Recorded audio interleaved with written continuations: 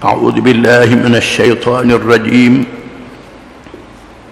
بسم الله الرحمن الرحيم إذا جاء نصر الله والفتح ورأيت الناس يدخلون في دين الله أفواجا فسبح بحمد ربك واستغفر إنه كان توابا.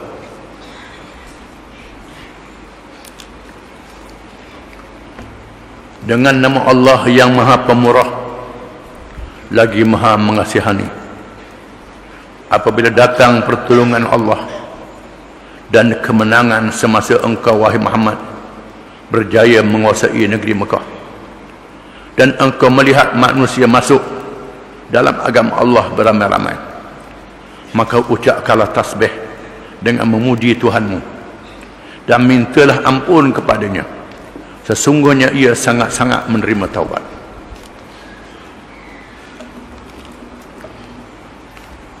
Surah ini dikenali dengan Suratul Nasr, surah kemenangan, bersempena dengan kemenangan Islam yang awal dipimpin oleh Rasulullah SAW dan para sahabatnya yang berjaya menawan Mekah daripada golongan musyrikin, golongan jahiliah.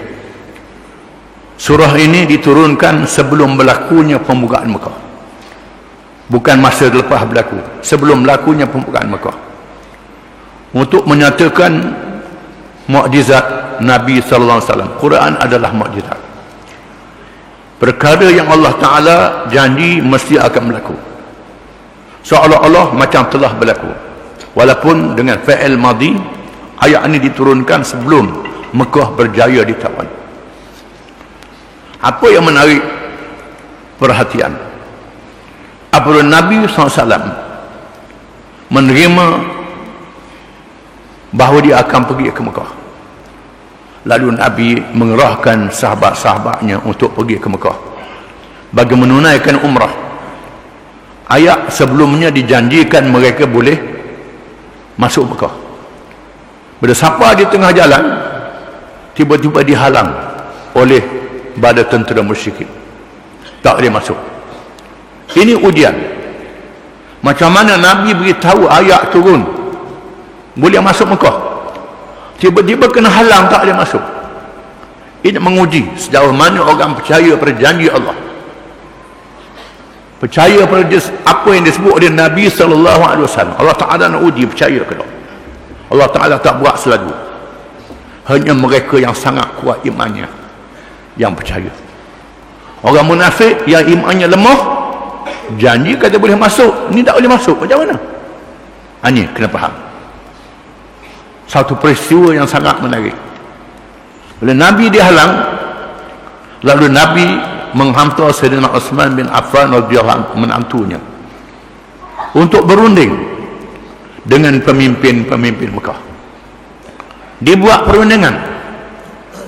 Tiba-tiba Sayyidina Uthman tak balik, mengikut adat sejak zaman jahiliah, tak boleh dihalang sesiapa masuk Mekah.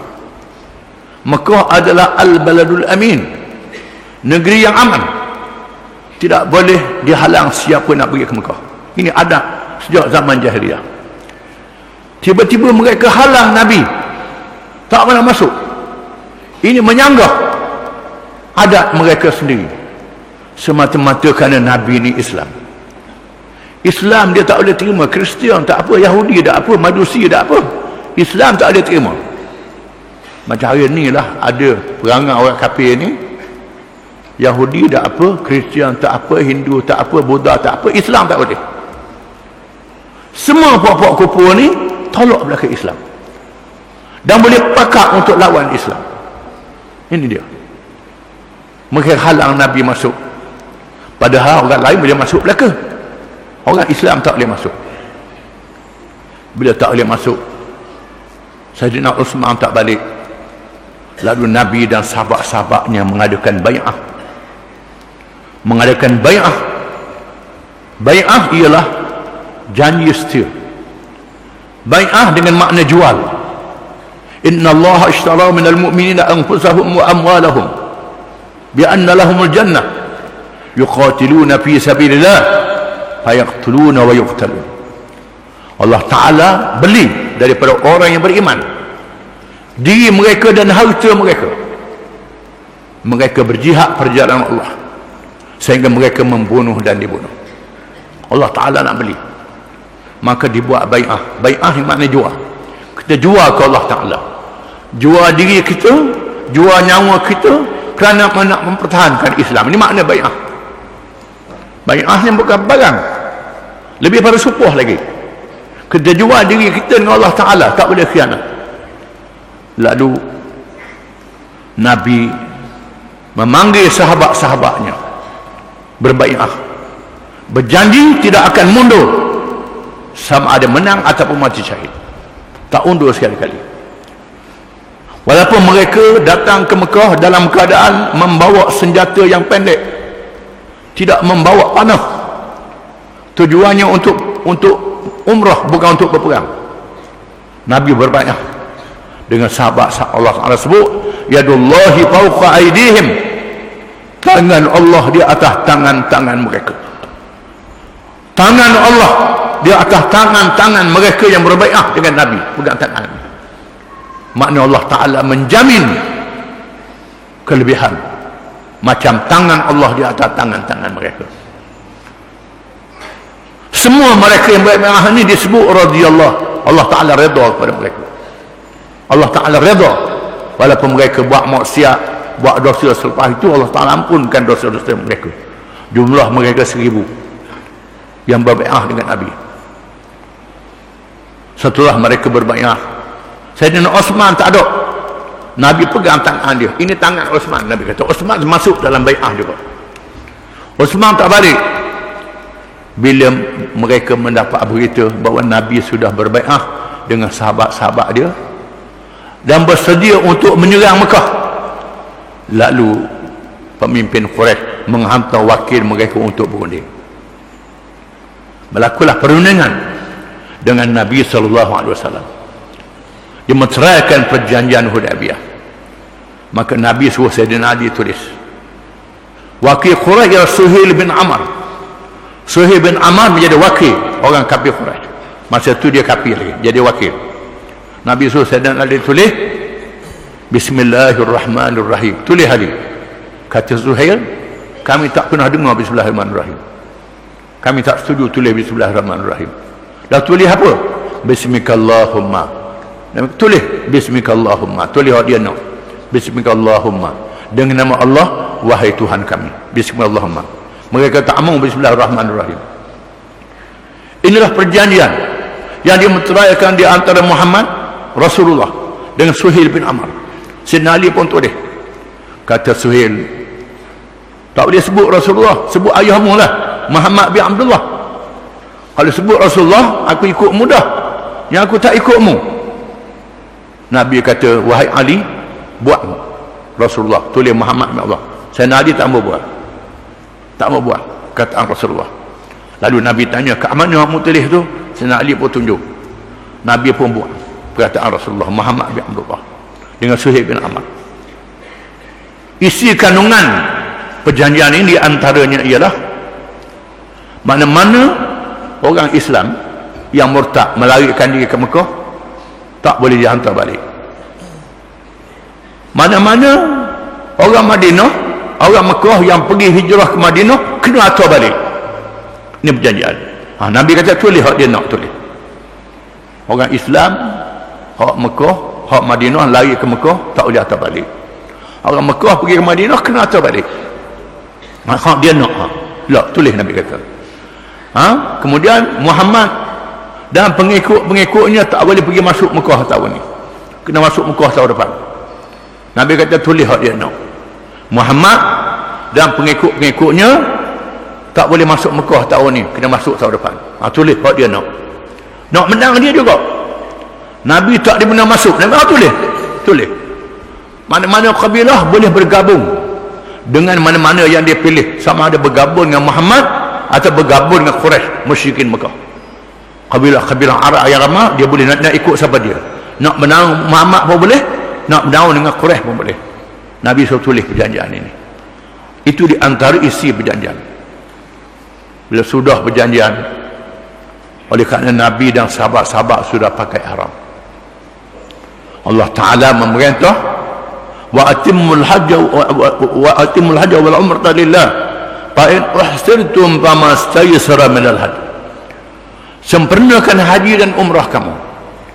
Jika sekiranya kamu dihalang, disekat, dikepung, tak boleh pergi ke Mekah, kamu sudah pakai pakaian ihram, hendaklah menyembelih binatang dam.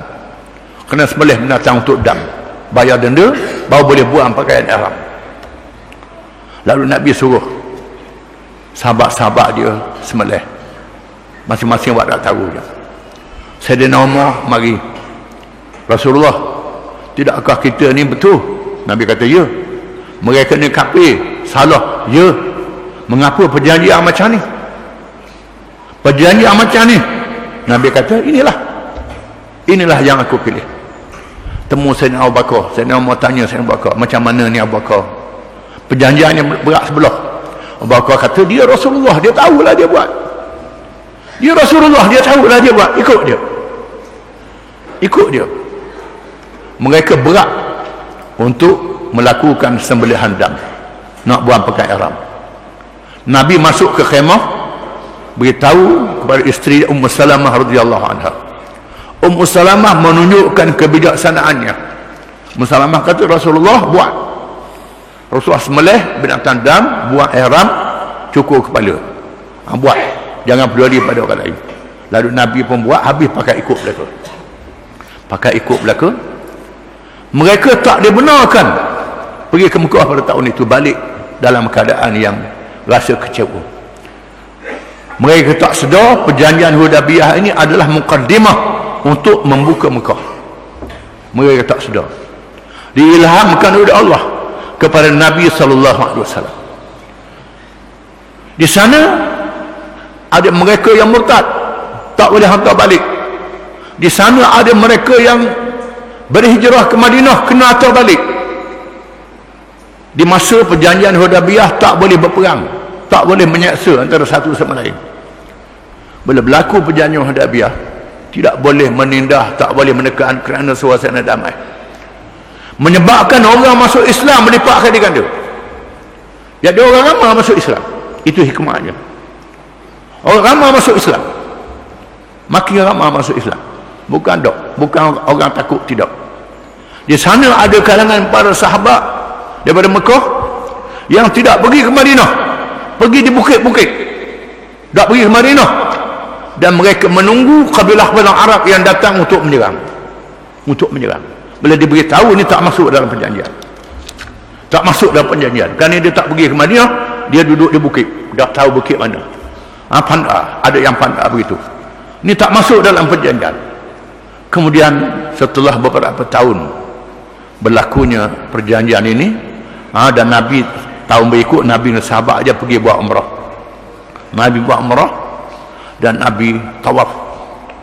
Tawaf di antara kelilingnya Nabi berjalan, berlari anak, bukan lari kuat, untuk menunjukkan kecergasan dan kekuatan. Kerana orang Mekah kata puak-puak Madinah ni tak urut. Madinah ni tempat wabak, tempat penyakit. Maka Nabi menunjukkan kekuatan dengan sahabat-sahabat dia. Kena balik ke Mekah dalam keadaan aman. Sayyidina Uthman dibebaskan macam biasalah. Allah Ta'ala telah melakukan takdirnya. Kabilah Bani Bakar yang bergabung dengan Quraisy menyerang Khuza'ah yang bergabung dengan Nabi SAW. Khuza'ah ialah kabilah Arab yang baik dengan datuk nenek Nabi, dengan Abdul Muttalib, dengan Hashim, datuk nenek Nabi. Kabilah ni rapat dengan anak-beranak Nabi, datuk nenek Nabi sudah lama dulu. Walaupun mereka tak masuk Islam, mereka bersama dengan Nabi. Tiba-tiba Bani Bakar yang baik dengan Quraisy menyerang Khuza'ah, membunuh kalangan Khuza'ah. Lalu pemimpin Khuza'ah datang menghadap Nabi SAW. Mereka sudah diceroboh oleh Bani Bakar dengan diketahui oleh Quraisy, bermakna Quraisy sudah melanggar perjanjian. Quraisy sudah melanggar perjanjian, mengizinkan Nabi untuk menyerang Mekah bila-bila masa saja. Maka Abu Sufyan bin Harb, pemimpin Mekah, pergi ke Madinah nak berunding semula, nak sambung semula perjanjian perdamaian. Pergi, Sayyidina Abu Bakar tak layan, Sayyidina Umar tak layan, Sayyidina Ali pun layan dengan baik, Nabi pun tak tahu. Pergi ke rumah anak dia, Ummu Habibah radhiyallahu anha. Ummu Habibah ni isteri Nabi, anak Abu Sufyan. Abu Sufyan ni ayah mertua Nabi yang berhijrah ke Habasyah, yang suami dia murtad di Habasyah. Suami dia masuk Islam, hijrah ke Habasyah, murtad. Maka Nabi kahwin dengan Ummu Habibah dengan berwakilkan Najasyi, kerana menghormati Ummu Habibah yang berhijrah, suaminya murtad, menyeleweng, jadi isteri Nabi, anak Abu Sufyan, Ummu Habibah bin Abi Sufyan radhiyallahu anhu. Maka Abu Sufyan pergi rumah Ummu Habibah, rumah anak dia. Pergi, naik, sila naik. Kebetulan tikar ada. Bila Abu Sufyan nak duduk, Ummu Habibah tarik tikar, gulung tikar. Dia kata, pasal apa gulung tikar? Marah ke ayah ke? Dia kata, bukan apa. Tikar ni tikar Rasulullah duduk. Ayah masih lagi musyrik kafir, najis, tak boleh duduk atas tikar ni. Ini Kemudian Abu Sufyan balik dalam keadaan hampa. Lalu Nabi mengarahkan sahabat-sahabat yang membuat persediaan untuk berperang. Tak boleh tahu di mana arah pergi. Ini kerahsiaan. Semua sahabat bersedia untuk berperang, tak beritahu ke mana arah. Tiba-tiba malaikat Jibril beritahu ke Nabi, ada seorang perempuan bawa surat dihantar ke Mekah. Perempuan tu duduk dekat Nakhlah, tempat nama Nakhlah, dalam perjalanan ke Mekah. Lalu Nabi menugaskan Ali dan Az-Zubair radhiyallahu anhuma supaya mengejar perempuan ini. Lalu berjumpa dengan perempuan sebagaimana Nabi sebut. Malaikat Jibril beritahu, lalu minta perempuan tu suruh surat. Perempuan tu kata, tak ada surat. Tak ada. Kata Ali dengan Zubair, kalau tak bersuruh, kami nak larahkan. Nak larah, nak periksa, nak ambil surat. Di sini menunjukkan bahawa dalam penyiasatan boleh dia ambil langkah-langkah yang tertentu. Ini hukum syarak yang kita kena faham. Penyiasatan terhadap penjenayah, terhadap apa saja, boleh dia ambil langkah-langkah tertentu. Ini ada dalam syariat Islam. Hukum Islam ini cukup. Nabi ajar belaka. Bila Nabi nak ambil tindakan itu, lalu perempuan tu pun menyuruh waktu baik surat daripada sanggur dia sembunyi dalam sanggur dia. Lalu Nabi dengan Zubair tak baca surat ni, bawa balik, suruh ke Nabi. Lalu dibuka surat ni, tiba-tiba daripada Hatib bin Abi Balta'ah kepada pemimpin Mekah, memberitahu bahawa Nabi nak serang Mekah.